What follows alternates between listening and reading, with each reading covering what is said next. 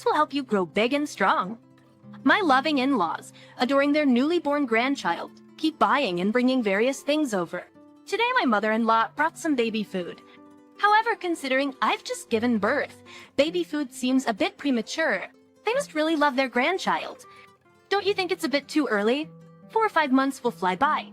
Don't worry, it's in a sealed pack and has a long shelf life. La Easy. I bought it online. It's really popular, and I was worried it might sell out when we need it. Thank you as always. Nail, I'll be heading to my parents' house. I was just about to leave for my parents' house when my mother-in-law arrived just as I was getting into the car. I decided not to go back inside the house and simply packed the baby food into my bag. Welcome back. I'll stay here for a bit and relax. I planned to stay overnight at my parents' house. The next day, when I casually showed the baby food from my mother-in-law to my mom, she exclaimed loudly, "This is from my mother-in-law. Baby food already, can you believe it? Throw this away right now?" The baby food she pointed at had slightly changed color. My mother-in-law is usually very kind, but there was an incident not long ago that made me a bit suspicious. Seeing the discolored baby food, my suspicion grew. It seems like my mother-in-law might be targeting me. I resigned from my job at 28 when I got married. I could have continued working just for the sake of marriage, but I was already pregnant, having wanted a child. I decided to quit my job to focus on raising my baby.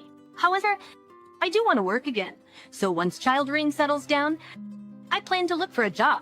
Since I'm 28 years old, I'll probably resume working after I'm over 30. At 30, I should still have opportunities for employment, right? Besides, I've saved up considering marriage and childbirth, and my husband, Jonathan, has been stable in his job for 10 years. So even though the baby was a bit unplanned, scaling down the wedding and skipping the honeymoon made it seem manageable to quit my job for a while. I'm willing to make these sacrifices for my child. Jonathan understood my decision and supported me quitting my job, getting married and pregnant simultaneously. I felt very happy starting a new life with my understanding husband. We were worried about how our parents and in-laws would react to our shotgun wedding, but they were happy when we announced it. My worrisome mom, Emily, was relieved to hear about the marriage, having feared I might never get married. "I'm glad you got married before 30. I was worried you might never find someone." Despite knowing about Jonathan, why was she so worried? Just worried maybe I'll understand her feelings once I have my child. Linda and George, my in-laws, also responded well, being happy about our marriage and pregnancy. "Jonathan, it looks like you've married a wonderful person. So make sure to take good care of your wife and child. I'm going to be a grandpa, so let me know whatever you need. A crayon? Clothes? Diapers? Dad, you're getting ahead of yourself." My in-laws were overjoyed about their first grandchild, especially George, who with his generous nature was eager to buy everything. Linda happily watched on as George enthusiastically planned for the grandchild. I find their slightly old-fashioned relationship as a couple quite endearing. "Hello, how are you feeling? I know it must be hard to do housework with your growing belly. I've made some side dishes for you. Have them for dinner tonight." "Linda, thank you so much.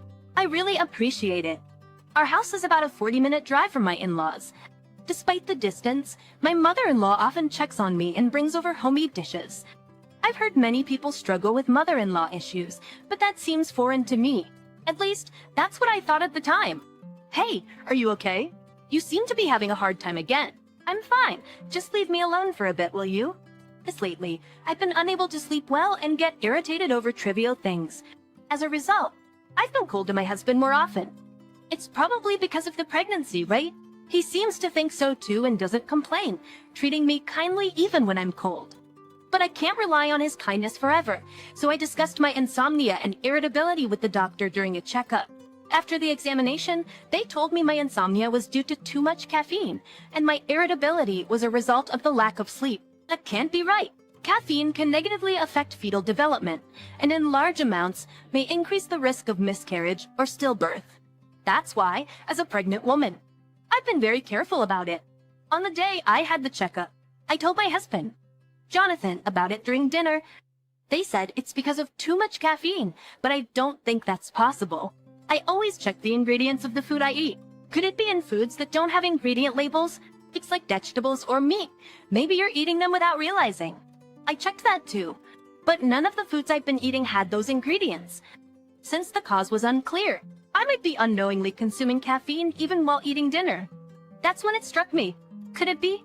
I always check the ingredients of what I eat, but I hadn't checked what was in the side dishes made by Linda, my mother-in-law. Could her dishes be the cause? But Linda always comes to check on me and brings dishes because she knows I'm having a hard time with household chores. For a moment, I doubted Linda, but I immediately dismissed such a terrible thought. You've been looking a bit under the weather lately? Why don't you go and rest at your parents' place? I've got a business trip next week and won't be home for a few days. You could stay there and take it easy for a while. Thank you, maybe I will. Jonathan really cares about me a lot. The next holiday, I went to my parents' house, driven by Jonathan. You look exhausted. Are you okay? Pregnancy is tough, right? I remember feeling the same when I was pregnant with you. I guess everyone goes through tough times during pregnancy. Here are my mother's words. I realized that I wasn't the only one suffering during pregnancy, and it seemed to lighten my mood a bit. After having my mother take care of things around me and resting for a week, my health improved and I returned home. A month later, I safely gave birth to a healthy baby. You did great. Congratulations. She's a beautiful girl. So this is my granddaughter. She's adorable.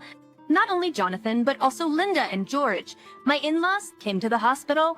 George was so happy about his long-awaited grandchild that he even shed tears.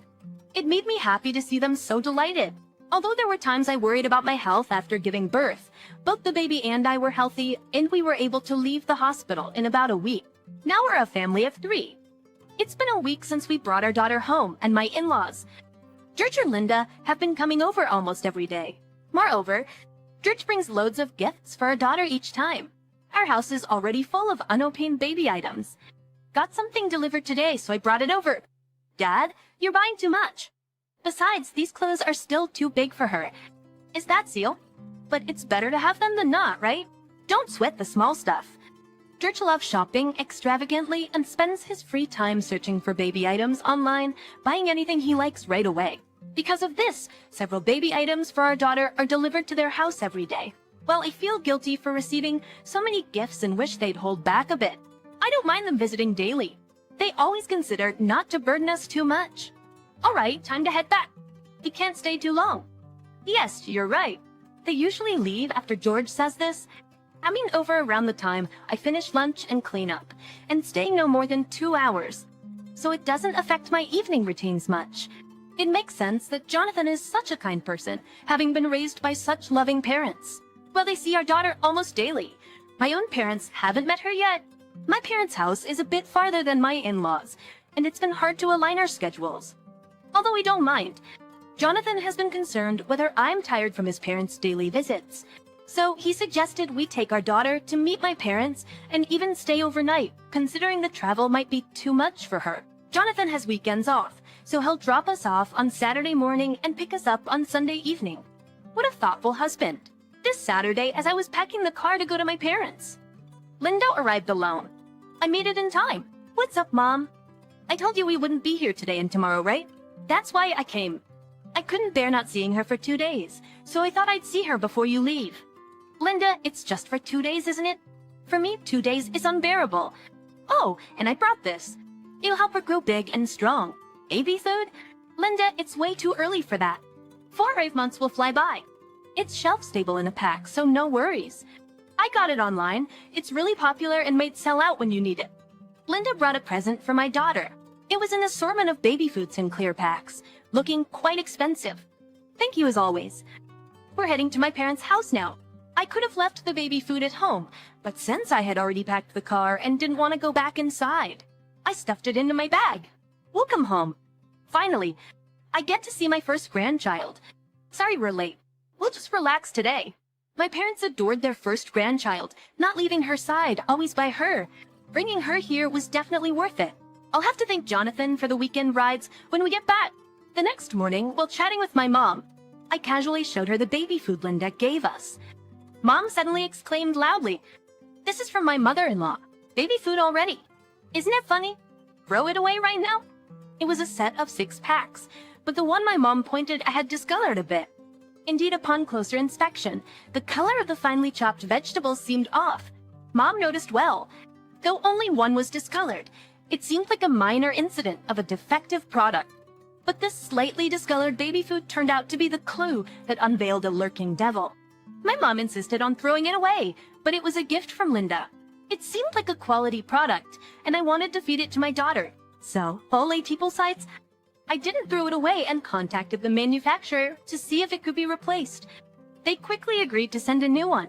Impressive for a popular product company, fast and courteous service. They also asked me to send back the discolored product for quality improvement, which I did. A few days later, the new product arrived. Checking it, the color seemed different from the slightly discolored one. Had my daughter eaten that discolored baby food, she might have been in danger, but it'll be months before she can eat it. If the contents were spoiled, even someone who didn't notice right away like my mom did would probably have realized it eventually, as the discoloration would have become more apparent. So my daughter likely wouldn't have ended up eating it. I'm glad the defective product came to me, who won't be feeding it immediately. Had it gone to someone else who didn't notice the discoloration, it could have been terrible. The company's response was thorough, so I expect such mistakes won't happen again. Therefore, I'm not blaming the company for the defective product. I consider this matter resolved. Just as I thought this, I received a call from the company. Hello, what do you mean? I don't quite understand what you're saying. The call from the company was shockingly unexpected, and I couldn't grasp the situation immediately. It turned out that the baby food had discolored because someone had intentionally injected honey into it. During the manufacturing process, the needle hole in the pack was sealed with adhesive, like the kind used for repairing vinyl pools. Although they couldn't identify who purchased the baby food, it was clear it was sold online.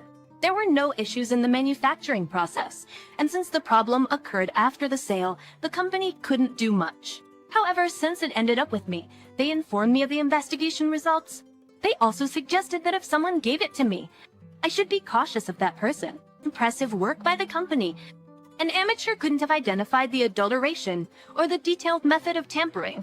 I didn't intend to make a big deal out of it, but if someone was targeting my precious daughter, that's a different story. Babies under 1 year old can develop infant botulism from eating honey, which is rare but can be fatal. And I had a suspect in mind. After hanging up with the company, I immediately went to the police. However, they said they couldn't do anything. I returned home, all told they couldn't proceed as no one had consumed the baby food, and no harm was done. I couldn't blame the police. Their response was reasonable. So, I decided to take matters into my own hands and started by telling my husband everything that evening. That happened, but the company gave you the information.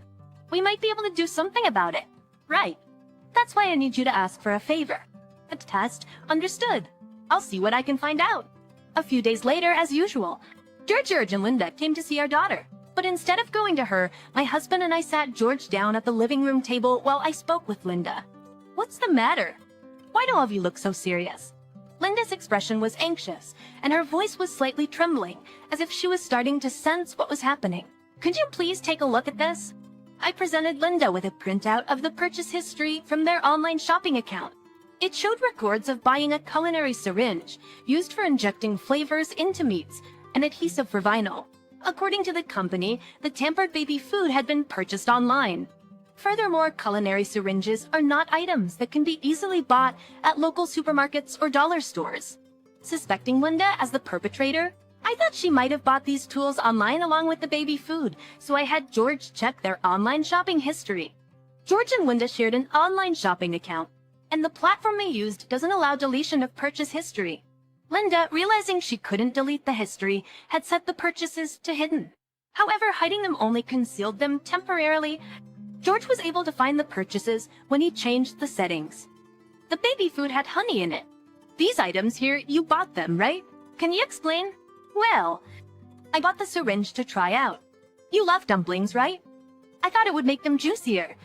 And the adhesive was for a hole in the garden hose, but it turned out to be too weak to work.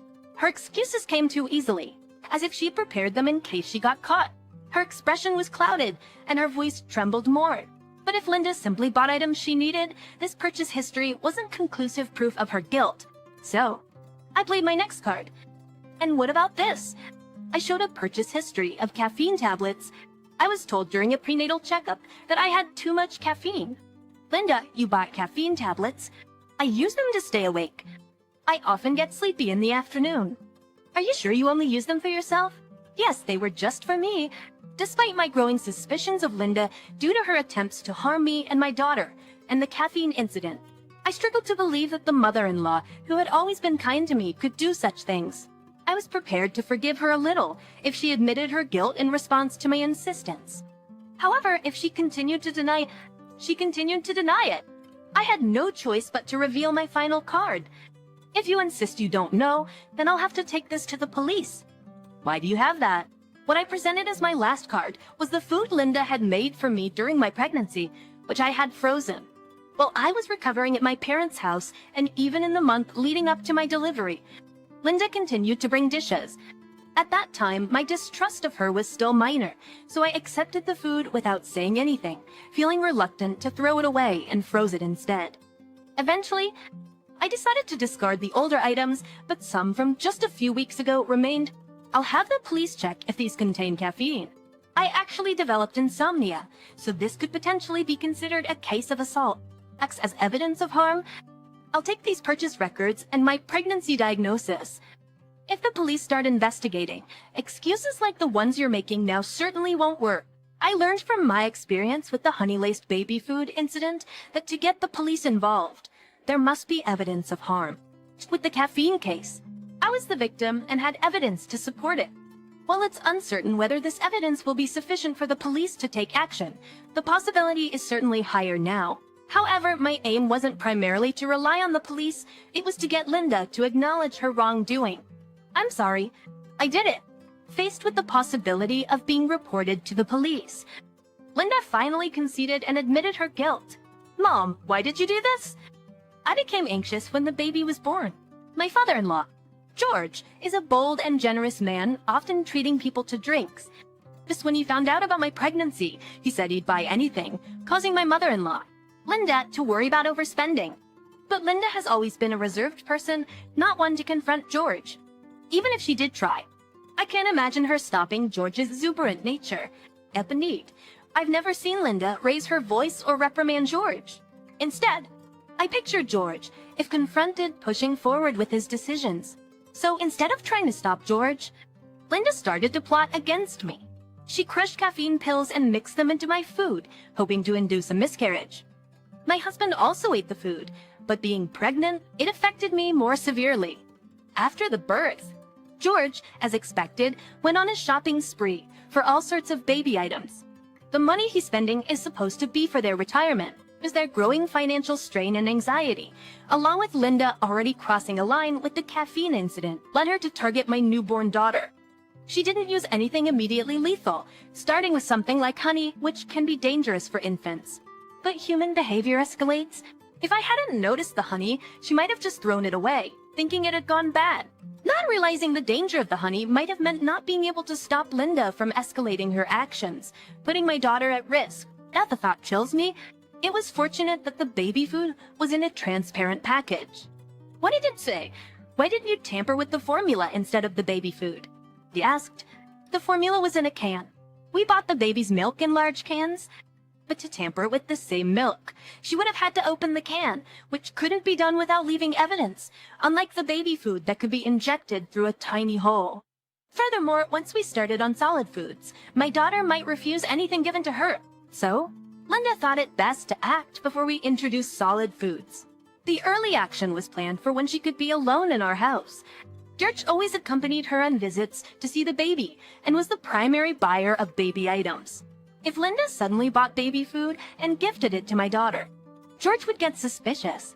She was waiting for the right moment, but when my husband told her I would be visiting my parents for 2 days, she saw her opportunity and hurriedly prepared, visiting our house alone without George's knowledge.